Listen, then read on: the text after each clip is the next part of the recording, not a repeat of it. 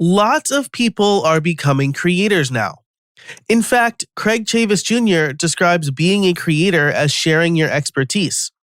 But does that make you a business owner? Not so fast. That's a completely different thing. And in today's episode, we dig into what those differences are, finding the right message for your business, and how creators can become business owners. Listen for these top takeaways where we talk about putting the message ahead of the messenger and about having to figure out what people want so you can sell them what they need. And how being a creator is anyone who shares their expertise. But if you're trying to sell your knowledge, again, you need to find out what people want. You need to frame your expertise as results. And debunking the myth of how people think having a business is setting up a website. But you can't build a business virtually. In How I Built It Pro, we talk about putting yourself into a corner and how that forces you to act, and how owning a business is kind of like surfing. So without further ado, let's get into the intro and then the interview. Hey everybody, and welcome to How I Built It, the podcast where you get free coaching calls from successful creators. Each week, you get actionable advice on how you can build a better content business to increase revenue and establish yourself as an authority. I'm your host, Joe Casabona. Now let's get to it. All right, I am here with Craig Chavis Jr., the founder of the Solo Creator Club, also a holistic business coach. Super interesting conversation in the pre-show. I'll just say right off the bat, like if you are not a How I Built It Pro member, you missed some great stuff. So sign up over at howibuilt.it/pro. Craig, thanks for being on the show. Joe, I'm so privileged to be here, man. It's just nice and refreshing to talk with another like-minded creator, and I'm super excited for our conversation today. So thanks again for having me on. Yeah, absolutely. And this is it, right? So, full disclosure, Craig has sponsored the show before, but the reason that he is a guest today is he didn't pay for this spot or anything. Like, what he paid for was the spots that ran a couple months ago. Is that we are so similar, and we have like very different life experiences, but I feel like we have a very similar philosophy. And so the first thing I want to dive into is what you were just talking about in the pre-show. You mentioned 0 to 1, Peter Thiel's book. I mentioned like I can't stand Peter Thiel. And sometimes I let the messenger get in the way of the message. And you said that you try to put the message above the messenger. Can you talk a little bit about that? Because I feel like LinkedIn influencers and the tweet thread people, some of whom I've had on this show, they're trying to catch trends and get big. And I don't really think that reflects who they really are, if that makes sense. Oh, no, I love that because I loved how you mentioned the question, who you really are. Because there's a popular LinkedIn expert and TEDx speaker by the name of Simon Sinek who blew up with his talk, everything starts with why. And it was about essentially leadership's discovering their why, or leaders discovering their why so that they can better understand why they do what they do so that they can position themselves for success and also better lead their followers to success. The thing is that Simon Sinek is very, very wrong. Because how do you know why do you do what you do if you first don't know who you are? Because who you are affects why you do what you do. Who you are is the North Star of your compass. So when it comes to who I am, I'm a truth seeker and truth teller. And the why I got into entrepreneurship in the creator space was to really discover my truth and achieve, personal and economic financial freedom.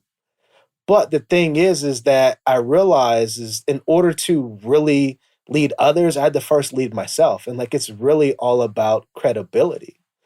And, through my upbringing, because I don't come from any privilege, from any, wealth or any nepotistic connections. I started from the bottom, from the mud. And what I realized in that upbringing is that everybody has brilliance, whether it's the homeless person, the pimp on the corner, the old lady, in the retirement home. Everybody has a nugget of wisdom that they can impute upon you. And so I learned from an early age that like titles mean nothing, because some of the people with the highest and the biggest and the flashiest titles are idiots. But they've gotten to where they've gotten in life through nepotism, through connections, through privilege. But when you really peel back the layers of the onion, there really isn't much there. To the inverse, there's people in society who don't have titles, who are those old women, in the retirement homes, those pimps, those hustlers, those people that come from the inner city and the ghettos, but they're absolutely brilliant and they have a really, really great message. So essentially, I learned that I could learn anything from anybody. And the messenger is not as important as the message.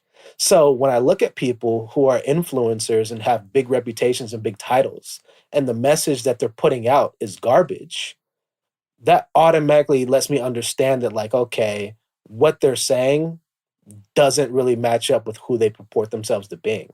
And so if you put the messenger above the message, you position yourself for success because you're understanding that you don't have to follow the Pied Piper. Because if you blindly follow anybody, you never know where they're going to lead you.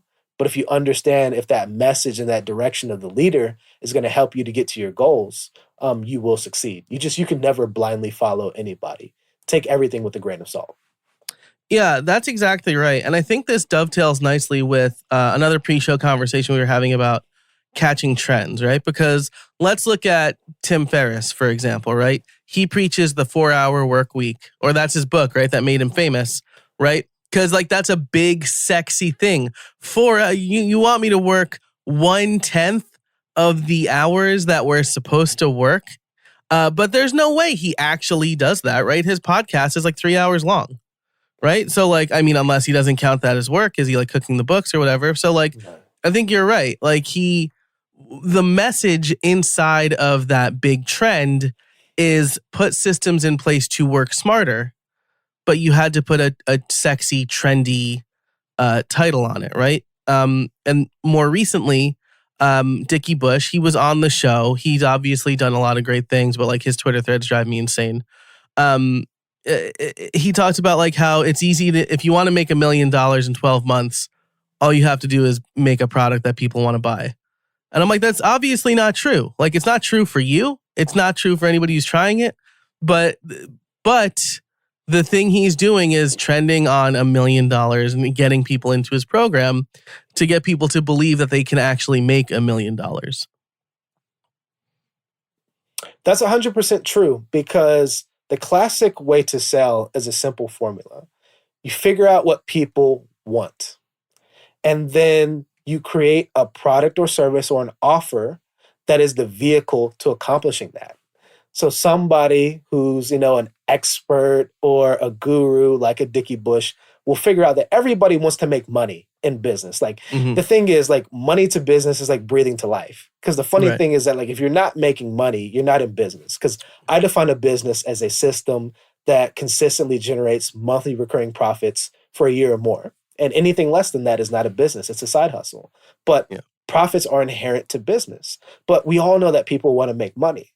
So knowing that people want to make money, then I'll tie my message or my offer to that desired outcome and say that, hey, if you join, my program, you're going to get this money that you want. So the desire, it already has to be there, because you cannot create desire in anybody. The desire has to be inherent. But when you take that inherent desire and you transfer that onto your vehicle, which is your product or your offer, that's how you can quickly sell people. The problem is that oftentimes the vehicle or the offer that people are selling never helps people get to that end destination that they're promising. And that's when the real issues arise.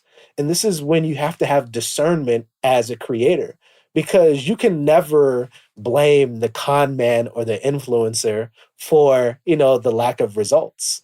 Because there's no such thing as a contract that prevents you from, losing money. I mean, I experienced that when I wrote my book, Burns of a Dream, and I lost my distillery in Peru. I signed a fraudulent contract, but there was no duress. So therefore, I was liable for any benefits or consequences that come of it. It's the same with anybody who wants to start and grow their business. Just understand that any product or service that people are promoting, you have to discern whether or not that's actually going to take you to that end destination. And the first thing you should do is go back to what Joe was saying and figure out if there's true alignment with the messenger and their message. And most of the time, there isn't. Most of the time, people aren't practicing what they preach and preaching what they're practicing. Oftentimes, people are giving you crumbs and they're telling you to go right, but they're going left. Or what they're actually doing is 10 steps ahead of what they're telling you. So the real thing you have to look for is true alignment, but that alignment is revealed through the authenticity and the vulnerability of the creator or the expert when they're able to literally tell you that this is what I'm doing at this moment in time. I like that. I like that a lot. And it makes perfect sense, right? It's almost like saying like, hey, you want to go someplace, like get on my plane. Oh, well, where is your plane going? Well, like, where do you want it to go? I don't know. I can take you wherever you need me to take you. And that's like, well, I'm not going to, how do you know how to get there? Like, you know, like that sort of like messaging where it's like, I can help anybody get anywhere. No one's going to believe that, right? Whereas if you, like you said, practice what you preach, and you show people, like show, don't tell, right? It's really easy to show, don't tell these days. And the last thing I just want to repeat that you just said was you cannot create desire. This is such a hard thing for people to learn, right? And it's like it happens to you, but like when so for example, like I was seeing like a health coach for a while, and you know, they were telling me like, oh, you got to take these shakes and like, oh, like just do these exercises or whatever, and I'm like, I don't believe these shakes are actually like what you're saying is like a miracle. I don't believe that this is actually going to help me. It's certainly not going to help me in the way that you're going to help, but like on some level I wanted to lose weight, but I didn't have the desire to like go through with what they were telling me to do. Right. But this week I just started running again because it finally got to a point where I like the desire was there, right? And I'm going to do it the way that I know works for me, which is like eating better and going on a run. And I know I hate running, but it's the lowest barrier of entry for exercise for me because I don't need to like get any equipment or like turn on a video or whatever. I just put on my shoes and I put on a playlist and I run. And so that's the solution for me. But the desire, it took the desire a little longer to get there, even though I knew on some level I had to do it. 100%, man. And like, this is a part of the journey to really, really building a sustainable creator business. Because I tell people there's 4 steps to doing that. First and foremost is founder market fit. The second step is customer market fit. The third step is product market fit. And then the fourth step is systems market fit. What we're talking about right now is really customer market fit and really understanding who your target customer is, what they want, what are their pains, what are their desires. And then ultimately, you're figuring out a solution to help them solve that pain and give them exactly what they want. But the reason why so many creators fail is that they're trying to create a new desire or a new want that doesn't exist.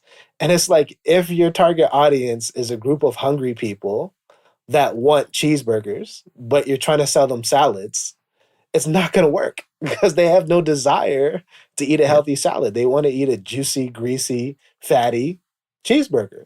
Yeah. So even though your creator business starts and ends with you, it's really not about you because you have to really figure out what that wave is, you know, what that market demand is. And then you give them that thing that they want. But then, you know, after you get them in the door, then you maybe can give them what they really need. But you have to really figure out what that innate desire is first, and then you supply them with that. I'll give you an example of what I'm going through right now, right? We're both going through rebrands, right? We're going to touch on that. But I was under the impression that based on the independent podcasters I talked to, like I positioned my product as I'll help you make $10,000, right? Make money, right? You said it earlier, like every business wants to make money, right? I was like, oh, this is great. People will spend $1,000 to make $10,000. The problem for me is that $10,000, Well, for podcasters who are making no money, it doesn't matter how much I can promise them they make. They don't have the $1,000, right? But people, I learned that some people who started podcasts, they don't. $10,000 is not a lot of money to them. So that's a bad promise, right? That's not their desire. Their desire is to leverage their podcast to grow their audience, to build their authority.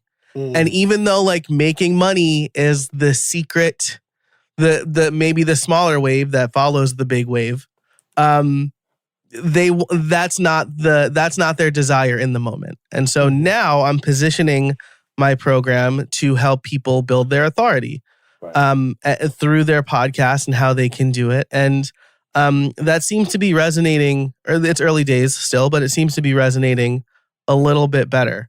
So it's definitely not about you and what you think, right? I also made the mistake of like, oh, you can make money without sponsors, but everybody I've ever coached is like, how do I get a sponsor? Right. All right. So I'm like, all right, I'll show you how to get sponsors, but then I'm also going to show you like maybe more sustainable ways to make money with your podcast. 100%, man, because that was another tough lesson I had to realize with my positioning. Because, everybody's talking about marketing these days, like how to market, how to grow your audience. But they don't understand that like marketing is the third ring in the rung of, your segmentation and customer acquisition. Because first and foremost, you have to position yourself. And then after you position yourself, then you have to brand yourself. And after you brand yourself, you have to market yourself. My big issue was that initially, I was targeting people that I called solopreneurs. And that's what they are. Solopreneur is anybody that has a business without employees. It's just a company of one. The problem is that most people don't want to identify with the word solopreneur, even though that's what they are.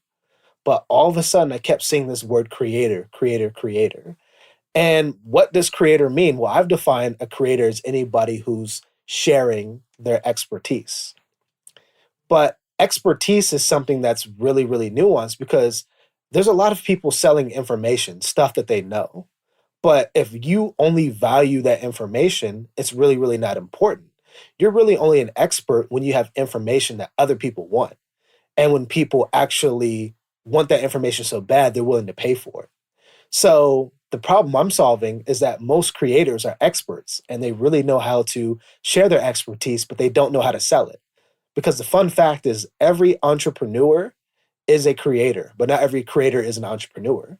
Therefore, what I'm saying is that there's a lot of people who are subject matter experts that are brilliant.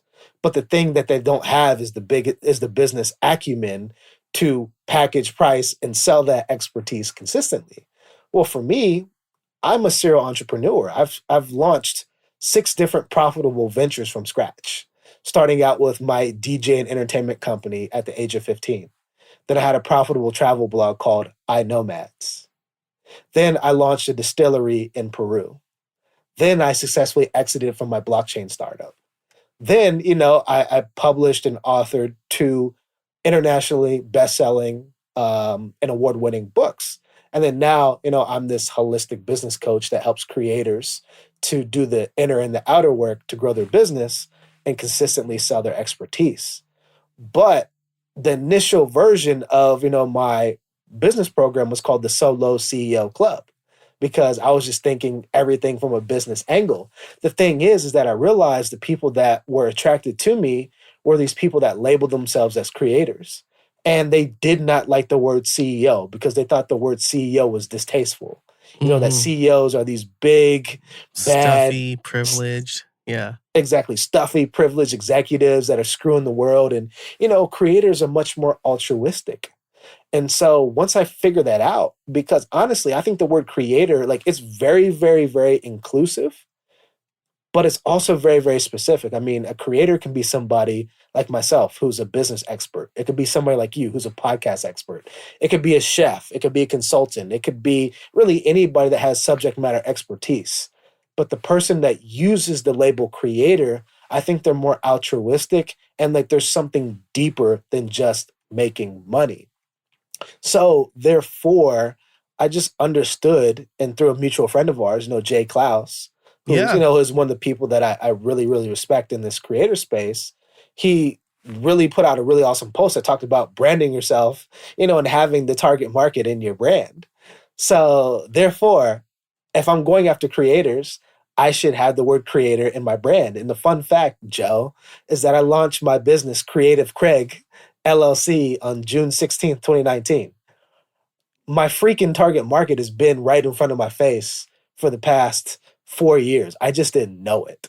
I've always been a creative entrepreneur. I've always been a creator, but I didn't know that like my target market was really creators. And now that I know that, and after, I sponsored, your podcast, I was like, damn, I really need to make this change and reestablish my position in the market so that I can rebrand myself properly. And now I'm finally marketing myself the right way.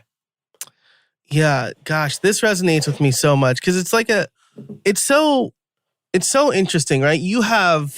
I think you mentioned in the pre-show, you're 33, is that what you said? Yeah. I'm 37, right?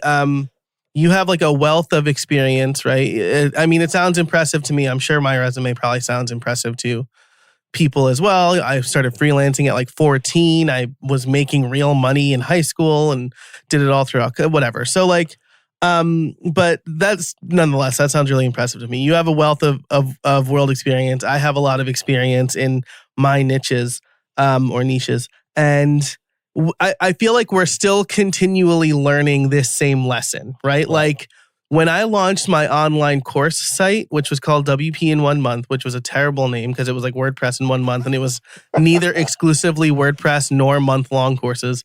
I rebranded to Creator Courses, which was a lot better. But my first course was a text-based course on how to launch a WordPress blog. I was a known WordPress developer. I had published 3 development books at the time, like through an actual like traditional publisher. And I hadn't really made any real money with a blog, but I thought, well, I know how to do this. And so I put the information out there and no one bought it. One person bought it. But then I put out a course on Beaver Builder, which is what's that? A page builder, like you're building a dam. Yeah. Which is a page builder for WordPress. Much more in my wheelhouse, right? I'm making sites for people. And that sold like gangbusters. Like that did really well. And so finding your positioning based on your expertise and showing people you have that expertise is so important, especially today. I was talking to somebody recently and it was like, they said the same thing I've been saying for a long time. It's a lot easier for me to sell like a $10,000 thing to one person than like $100 thing to 1,000 people.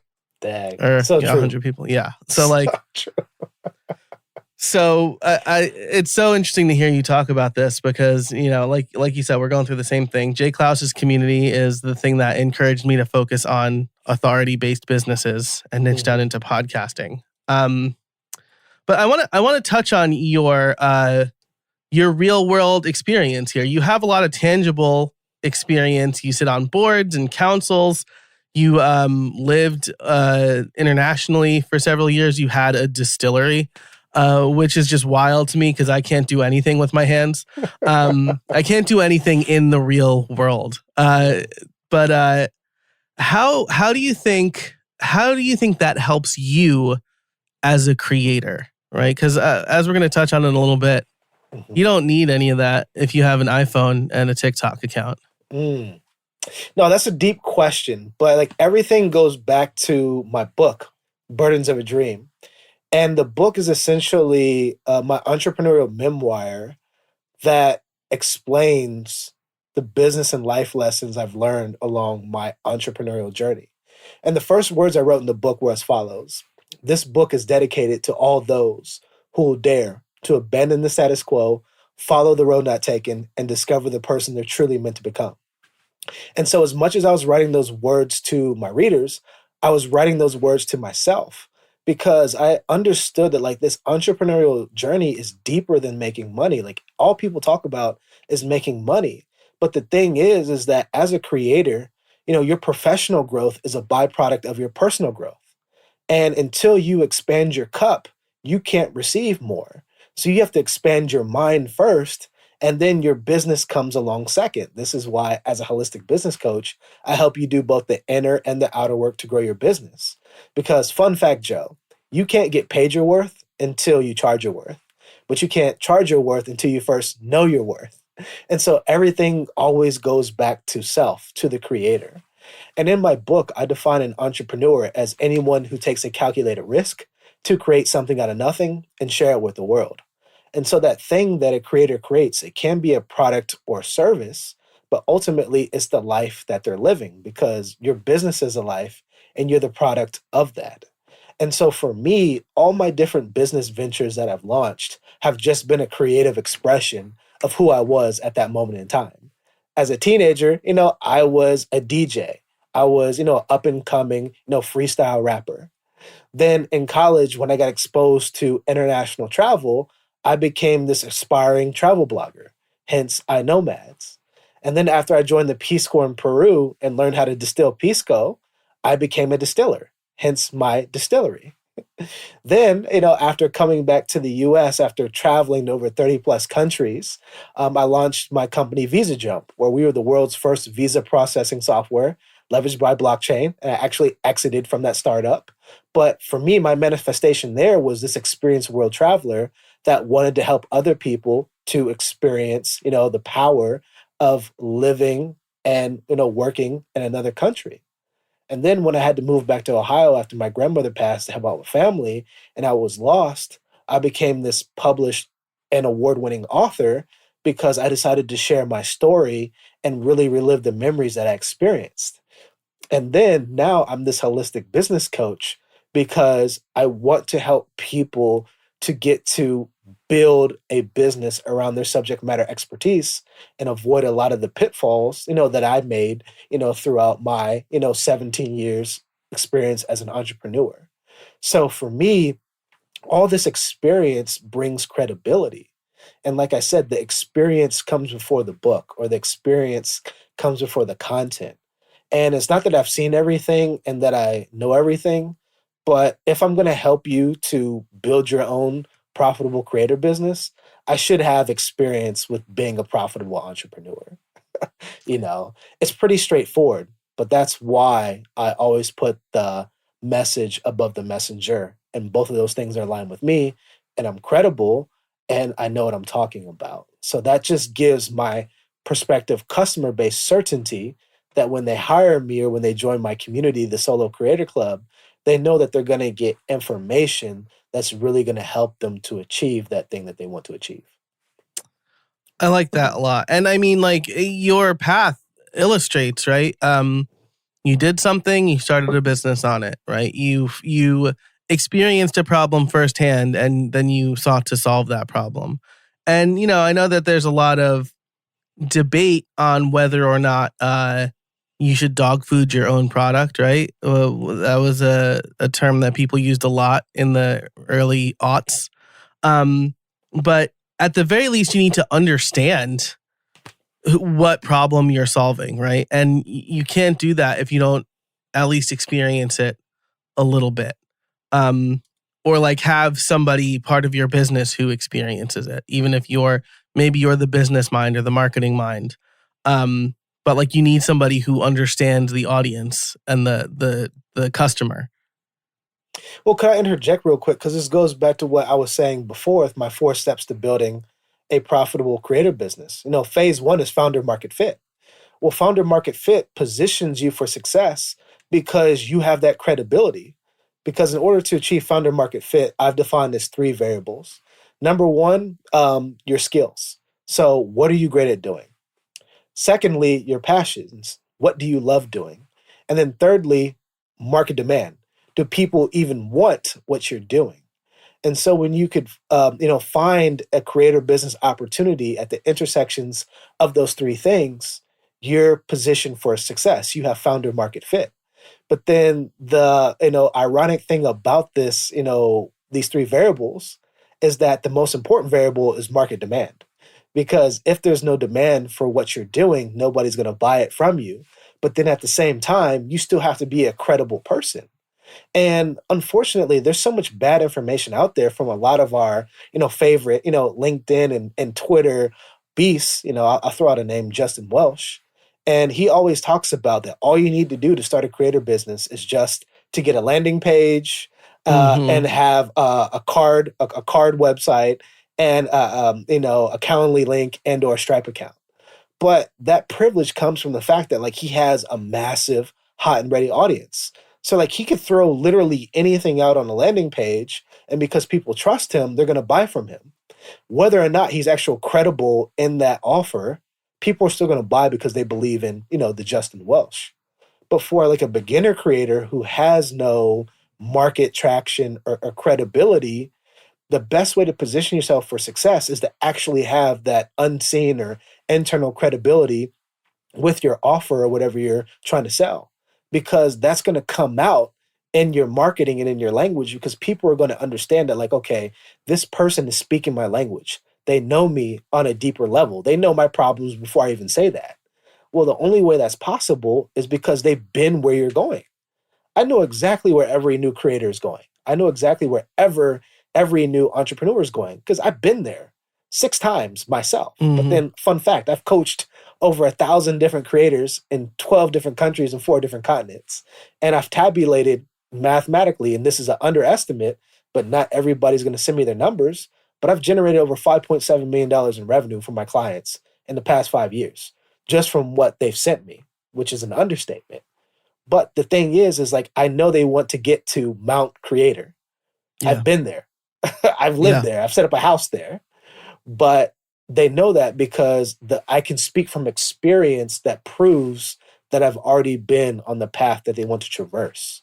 So therefore, just understand that like as an even a new or even as an intermediate creator, you have to have credibility with whatever you're promoting or selling, because you do not have the audience trust or the reach just to put anything and out everything out there. Yeah. I love that. And Justin Welch is a great example, right? Pat Flynn, I have a lot of respect for Pat Flynn and everything he's done. Because he really did it like in the late 2000s, right?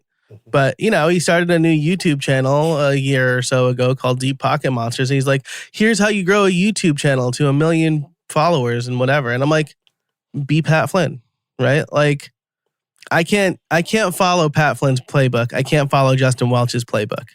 I can't follow Dickie Bush's playbook. They the work that they did, and like Dickie is a little bit better about like, this is what I did starting out to do my thing, whether or not it's still relevant today, right? Like Twitter is feels like a sinking ship a little bit. And like people have gotten wise to the thread thing.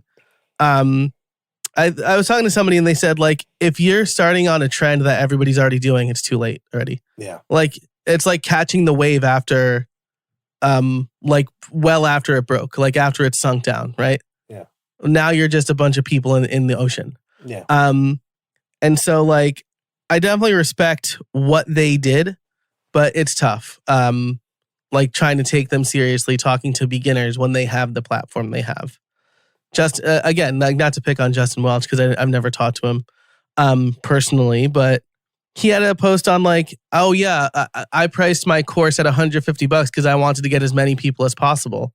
And I'm like, you can do that because you have a lot of people, but like you're essentially telling people to like devalue their work. I think if they have a good course that's worth $1,000 to 100 people, like I would not tell somebody to lower the price of their course. Um, I would tell them to increase the price of their course. So, but I'm not Justin Welch. Maybe he knows something I don't. Yeah. And this is why, I entitled my book Burdens of a Dream. Yeah. I'm very, very intentional with the words I use, Mm-hmm. because every person, every creator has a dream or a vision of having this profitable creator business. That's our dreams. But the thing is, we have to pay that burden or pay that cost to manifest that dream into reality. One of the most popular chapters in my book is entitled Magic, and it's an acronym for manifesting abstract goals into consciousness, AKA putting in the damn work. Yeah. But part of that, work is being able to discern between what's real and what's fake. This is why I go back to my distiller mindset and I look for the principle in every message that anybody's putting out. I don't look at the technique because we talked a little bit about health, in our pre-conversation. But reason why so many people fail at losing or gaining weight is because all they want to do is diet. But they're failing because dieting is a technique. They don't understand the principle of nutrition, which is Right. simple, that the quality and the quantity of the calories that you intake will cause you to lose or gain weight. Therefore, any diet that you have is going to help you to accomplish that goal. But when I look at myself, from day one, I've been lactose intolerant. I've never drunken any type of milk. I can't. I'm allergic to it. So if I use a keto or a vegetarian diet, I'm going to get sick because there's a lot of milk-based, products in those diets. My diet is that I'm a carnivegan. I eat really good meat and then I eat vegetables and fruits, but there's not any lactose in any of it. So because I understand like my dietary restrictions, I'm able to go back to that principle of nutrition to understand how I can best lose or gain weight. It's the same in business. You have to understand the nutrition principles of business instead of following these specific techniques from any of these, experts or influencers, and that's going to better position you for success. I like that. I like that a lot. And we're coming up on time here. I want to be cognizant of your time and the listener's time, but there are a couple more questions I want to ask. So maybe we can make this like a bonus or a lightning round. First of all, you've mentioned your book a couple of times. How helpful has that been in you getting new clients? Because I heard that like a book is the new business card, but you're not going to make a ton of money off of book sales in general. There's a truth and a fallacy in that. So the book has opened up so many closed doors. It's not even funny. My book and workbook is in middle schools, high schools, and universities. The State Department bought 5,000 copies of it. Wow. And it's the thing that has gotten me into so many doors because it's a really, really simple product that is easily, disseminated to an audience. So the book and the workbook has established so much credibility and has established me as an expert in the entrepreneurial and creator space. I advocate for anybody, to write a book if they have the bandwidth to do so. I mean, marketing it and selling it is a whole different ball game. Hmm. But if you can do it the right way, like I have, oh man, it's like the trampoline to a bigger and better, paycheck. Yeah, I like that. It's very much in the front of my mind because I've written a bunch of books, none on podcasting though, and so like I really want to do that this year. And I keep going back and forth with is it worth it? Is it not worth it? But I think I can do it. I'm very adept at writing a lot quickly, so I think I can make it happen. Um, okay, so these last two are a little bit heady, Mhm. but if we can get like the good sound bite, right? Yeah. Um, it's easier than ever to just create. We've been talking about this whole time. I told students at my high school alma mater recently, you could just turn on your phone and record a video and post it on TikTok, and now you're a creator, right? Like you go from consumer to creator at that point. But when does it become a business? A creator is anybody that shares their expertise. Mm. A business owner is somebody that creates and shares, is that sells and shares their expertise. So until you start making consistent money from your expertise, you don't have a business. I like that. And where do most creators struggle when it comes to turning into slash running a business? They struggle with building a business in the first place because people think that just because they have a website and a social media page and content that they have a business.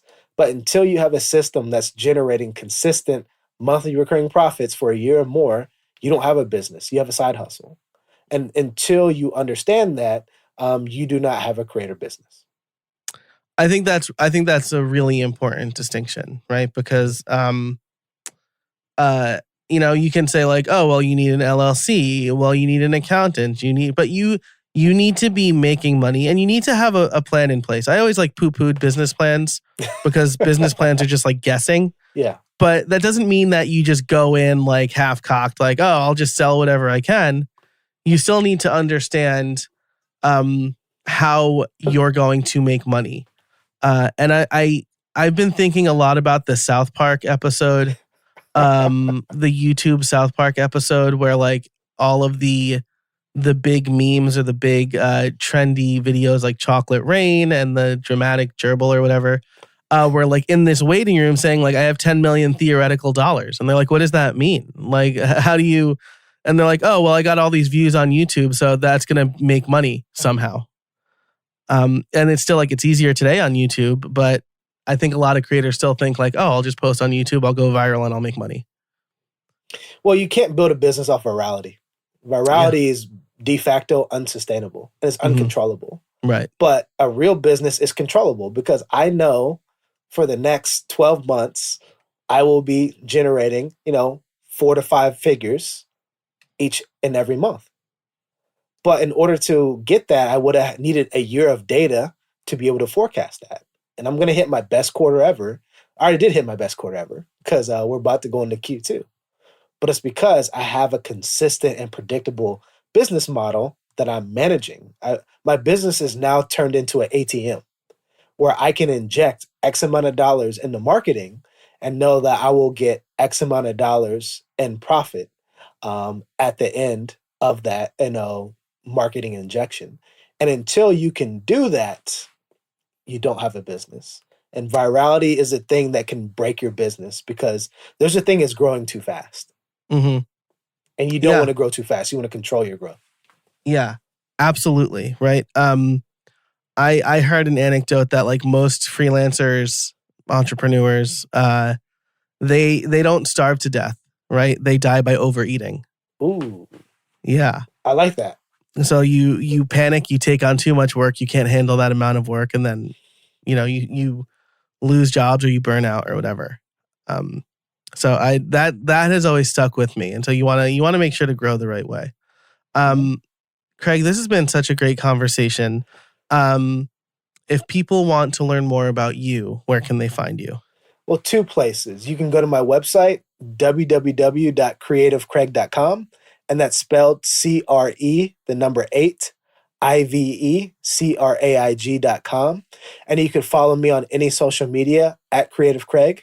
But then to learn more about the Solo Creator Club, you can go to www.jointhescc.com. And that's JOINTHESCC.com.